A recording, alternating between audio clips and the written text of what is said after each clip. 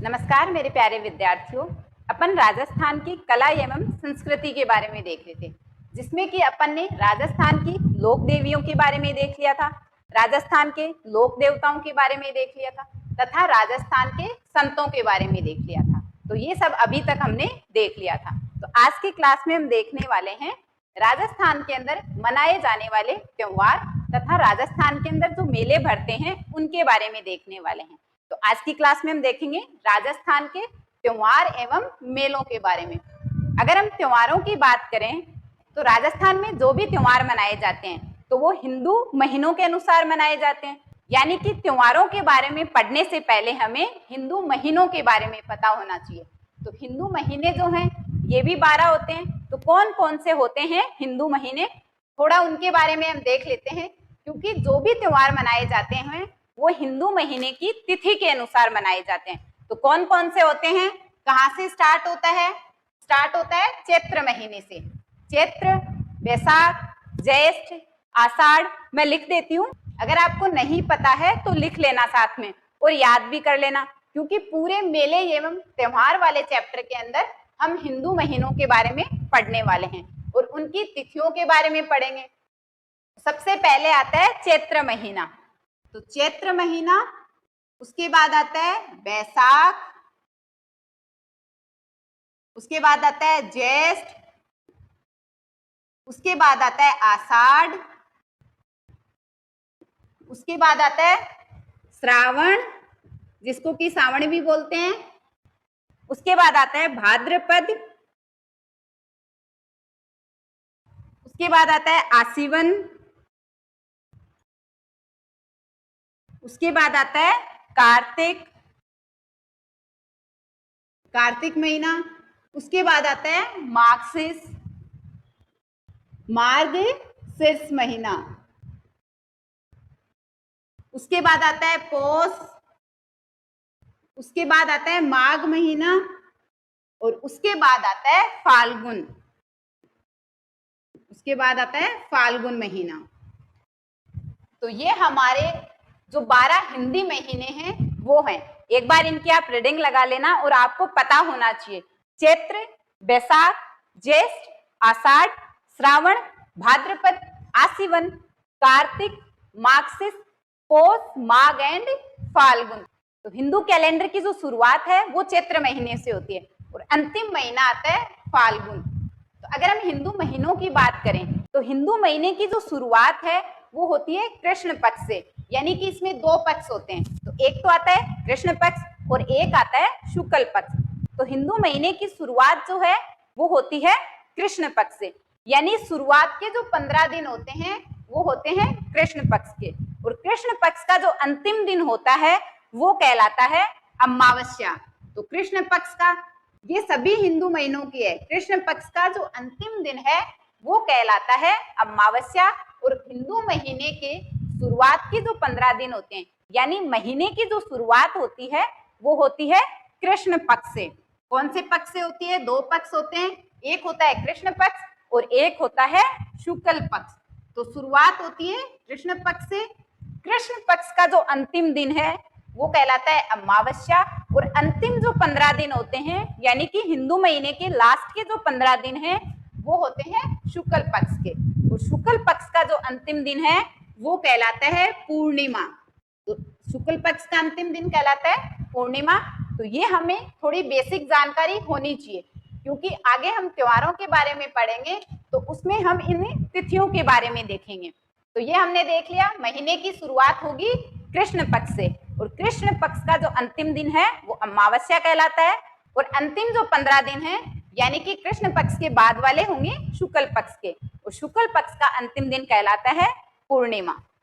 तो ये हमने हिंदू महीनों की कुछ सामान्य जानकारी देख ली, जो कि त्योहार पढ़ने में हमें काम में आने वाली है। ठीक है स्टूडेंट, तो अब हम स्टार्ट करते हैं राजस्थान के अंदर मनाए जाने वाले त्योहार तथा जो भी राजस्थान के अंदर मेले भरते हैं उनके बारे में देखने वाले हैं।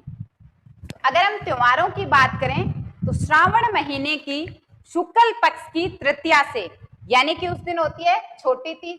तो हिंदू त्योहारों की शुरुआत होती है छोटी तीज से, जो कि आती है श्रावण महीने की शुक्ल पक्ष की, श्रावण महीने के शुक्ल पक्ष की तृतीया को। तो हिंदू त्योहारों की शुरुआत होती है छोटी तीज से, और छोटी तीज आती है श्रावण महीने के शुक्ल पक्ष की तृतीया से। तो हिंदू त्योहार जो है ये श्रावण महीने का, यानी पहला जो हिंदू त्योहार मनाया जाता है ये मनाया जाता है श्रावण महीने के शुक्ल पक्ष की तृतीया को, जो कि छोटी तीज के रूप में हमें मनाते हैं। तो आगे हम इसको डिटेल में पढ़ेंगे, छोटी तीज कब, छोटी तीज पे क्या क्या होता है। और अगर हम अंतिम हिंदू त्योहार की बात करें तो वो मनाया जाता है चैत्र महीने की शुक्ल पक्ष की तृतीया को, यानी कि गणगौर के रूप में। तो अंतिम हिंदू त्योहार आता है गणगौर, और जो शुरुआत होती है हिंदू त्योहारों की वो होती है छोटी तीज से। तो अंतिम हिंदू त्योहार क्या है, गणगौर मनाया जाता है अंतिम हिंदू त्योहार। तो ये हमने देखा कि जो भी त्योहार है शुरुआत किससे होती है, त्योहारों की शुरुआत होती है छोटी तीज से, जो कि श्रावण महीने के शुक्ल पक्ष की तृतीया को मनाई जाती है। और अंतिम त्योहार होता है, यानी साल का अंतिम त्योहार होता है चैत्र महीने की शुक्ल पक्ष की तृतीया को मनाया जाता है, जो कि गणगौर होता है। तो इसीलिए तो बोला जाता है तीज त्योहारा बावड़ी ले डूबी गणगौर। तो ये जो कहावत है ये इसीलिए बोली जाती है। तो याद रख सकते हैं आप, क्या बोला जाता है, तीज त्योहारा बावड़ी, तीज त्योहारा बावड़ी ले डूबी गणगौर। तो इसका मतलब, इसका क्या मतलब है, तीज त्योहारा बावड़ी, यानी जो तीज है वो त्योहारों को लेके आ रही है।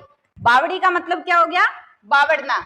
यहाँ पे वो वाली बावड़ी नहीं है कुएं बावड़ी वाली, यहाँ पे है तीज त्योहारा बावड़ी, यानी कि जो छोटी तीज है वो त्योहारों को लेके आ रही है।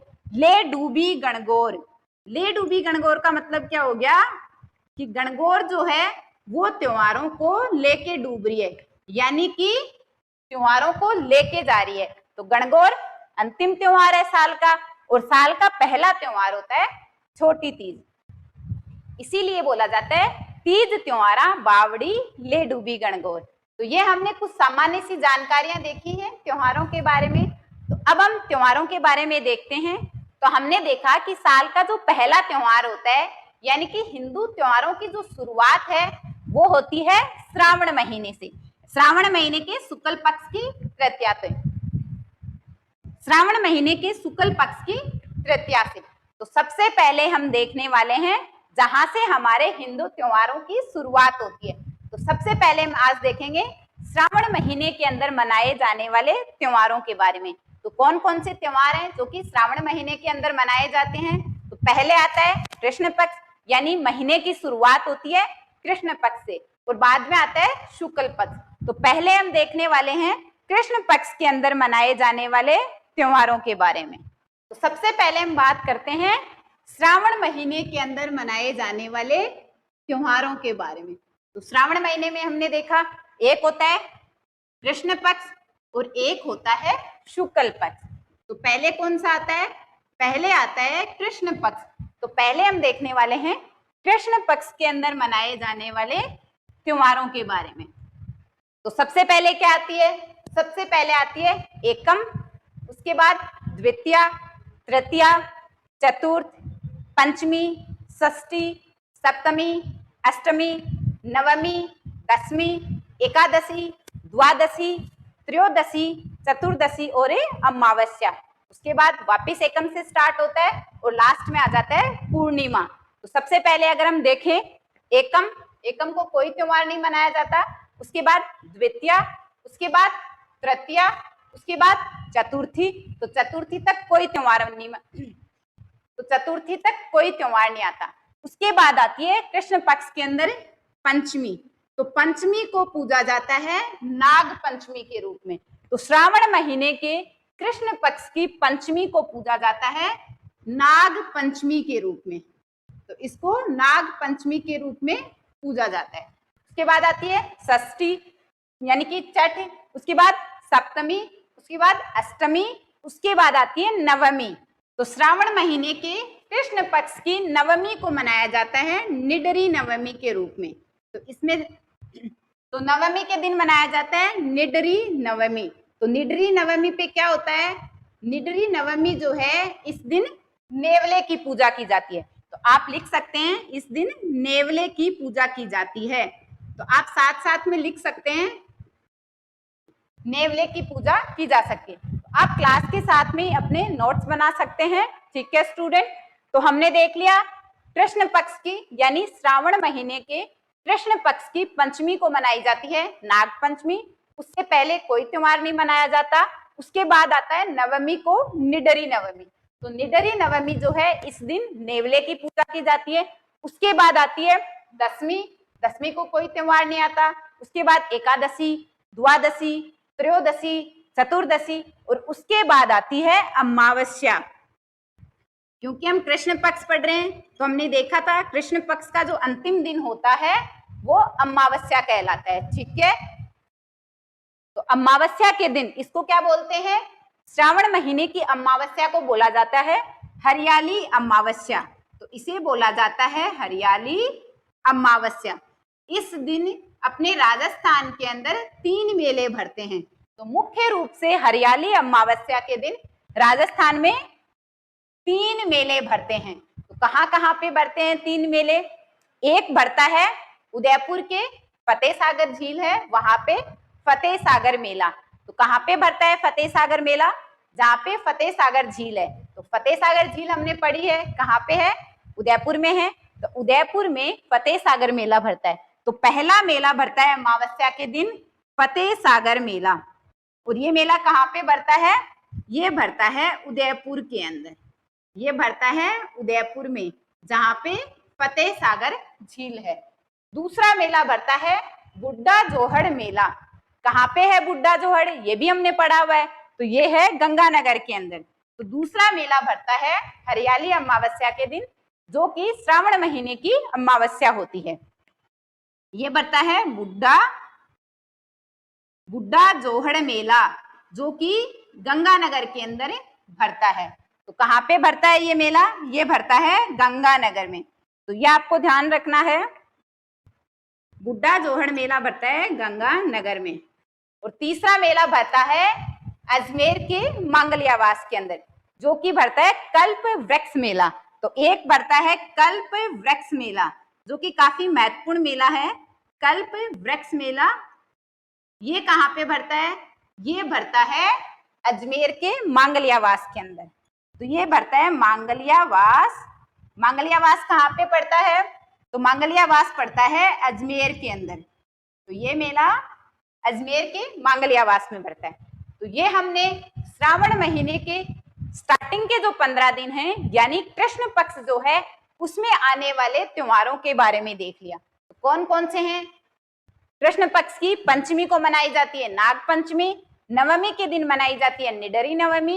निडरी नवमी को नेवले की पूजा की जाती है। तथा अमावस्या के दिन, जिसे कि हरियाली अमावस्या कहा जाता है, तो अमावस्या के दिन 3 मेले भरते हैं। कहाँ कहाँ पे? एक भरता है उदयपुर के अंदर फतेह सागर मेला, एक भरता है गंगानगर के अंदर बुड्ढा जोहड़ मेला, और एक भरता है अजमेर के मांगलियावास में कल्प वृक्ष मेला। तो ये हमने कृष्ण पक्ष में मनाए जाने वाले त्योहारों के बारे में देख लिया। अब हम देखते हैं श्रावण महीने के शुक्ल पक्ष में भरने वाले मेले और त्योहार। तो श्रावण महीने के शुक्ल पक्ष में कौन कौन से त्योहार हैं जो कि मनाए जाते हैं? तो सबसे पहले आती है एकम, कोई त्योहार नहीं आता। उसके बाद द्वितीया, उसके बाद तृतीया, यानी कि श्रावण महीने के शुक्ल पक्ष की तृतीया। तो तृतीया को क्या मनाया जाता है? हमने देखा था सबसे पहले तृतीया को मनाई जाती है छोटी तीज। तो तृतीया को क्या मनाई जाती है? छोटी तीज, जिसके साथ ही हिंदू महीनों के त्योहारों की जो शुरुआत होती है, यानी जिसके साथ हिंदू त्योहारों की शुरुआत होती है। तो छोटी तीज के साथ ही हिंदू। तो हमने देखा है, देखो लगभग जो सभी लोगों के द्वारा मनाए जाने वाले त्योहार हैं वो आते हैं शुक्ल पक्ष के अंदर। जो कृष्ण पक्ष वाले त्योहार हैं ये सभी लोगों के द्वारा नहीं मनाए जाते। ये बस कुछ लोग ही पूछते हैं, जैसे कि नाग पंचमी सबके द्वारा नहीं मनाई जाती, इतना कोई प्रसिद्ध त्योहार नहीं है।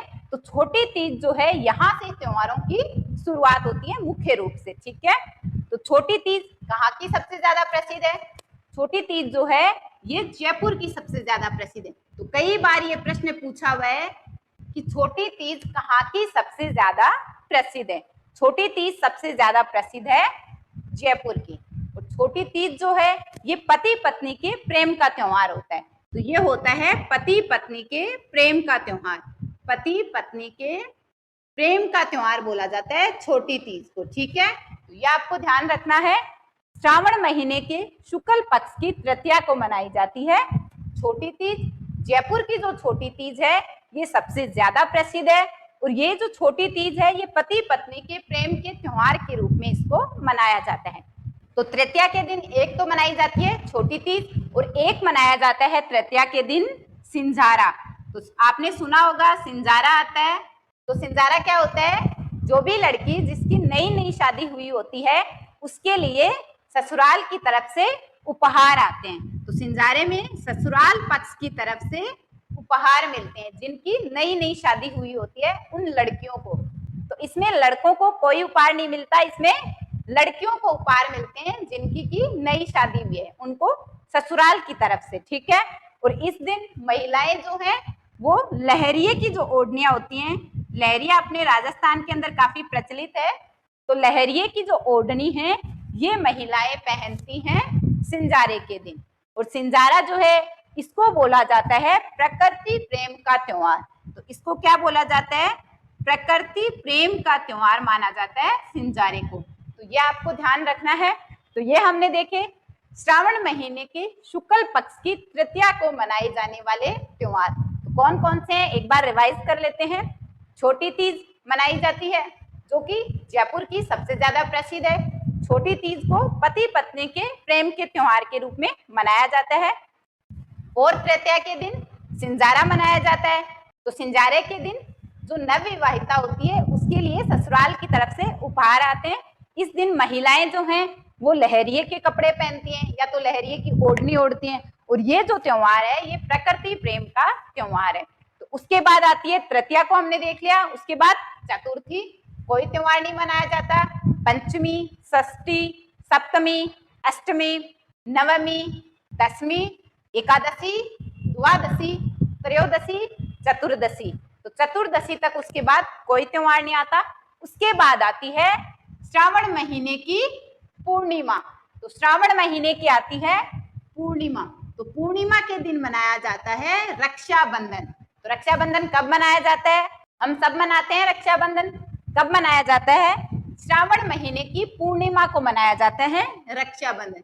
और ये जो पूर्णिमा है इसको बोला जाता है नारियल पूर्णिमा। तो श्रावण की पूर्णिमा को और क्या बोला जाता है, इसको नारियल पूर्णिमा भी बोला जाता है। तो ये आपको ध्यान रखना है।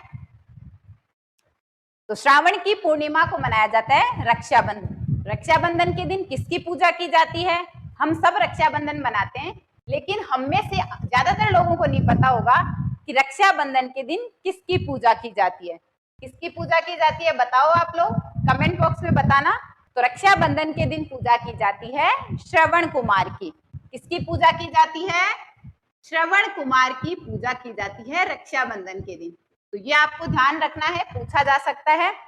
तो ये हमने देख लिए राजस्थान के अंदर जो हमारे हिंदू त्योहार हैं उनमें से श्रावण महीने के अंदर मनाए जाने वाले त्योहारों के बारे में, और कौन कौन से मेले हैं जो कि श्रावण महीने के अंदर भरते हैं।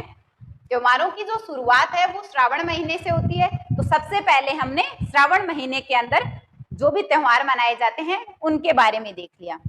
तो आज की क्लास में हम इतना ही देखेंगे। तो अगर हम एक साथ ज्यादा त्योहार देख लेंगे तो आप लोग याद नहीं कर पाओगे। तो हम थोड़ा थोड़ा करके चलेंगे, क्लास में सारी चीजें याद करते हुए चलेंगे।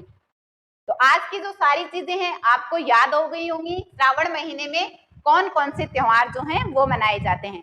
तो कल की क्लास में मैं आपसे पूछने वाली हूँ श्रावण महीने के अंदर मनाए जाने वाले त्योहारों के बारे में। ठीक है, तो उसके बाद कौन सा महीना आता है, श्रावण के बाद आता है भाद्रपद। तो नेक्स्ट हम पढ़ने वाले हैं भाद्रपद महीने के अंदर मनाए जाने वाले त्योहारों के बारे में। तो स्टूडेंट्स आज की क्लास में हम इतना ही करते हैं, बाकी का हम नेक्स्ट क्लास में कंटिन्यू करेंगे। अगले और कौन कौन से त्योहार हैं वो हम अगली क्लास में पढ़ेंगे।